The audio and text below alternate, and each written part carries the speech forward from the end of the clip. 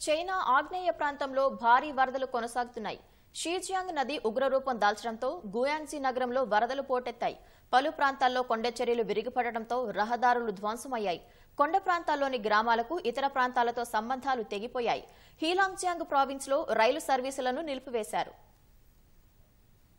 చైనాలోని దక్షిణ ఆగ్నేయ ప్రాంతాల్లో గత వారం రోజులుగా భారీ వర్షాలు కురుస్తున్నాయి. నదులు ఉప్పొంగడంతో పట్టణాలు చెరువులను తలపిస్తున్నాయి.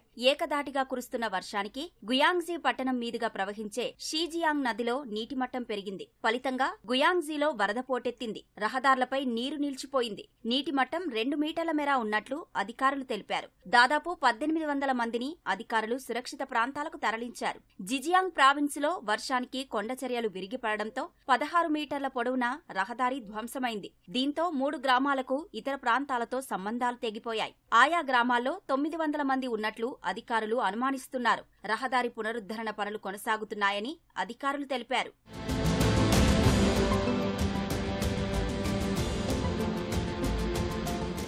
భారీ వర్షాలకు వందలాది వంతెనలు, రూరల్ టౌన్షిప్లను అనుసంధానించే రహదారులు దెబ్బతిన్నాయని అధికారులు వెల్లడించారు. వేలాది ఎకరాల్లో పంటలు నీట మునిగినట్లు చెప్పారు. ఇళ్లలో చిక్కుకున్న వారిని పునరావాస కేంద్రాలకు తరలిస్తున్నట్లు అధికారులు వివరించారు. నిత్యావసరాలతో పాటు ఆహారాన్ని పంపిణీ చేస్తున్నట్లు తెలిపారు.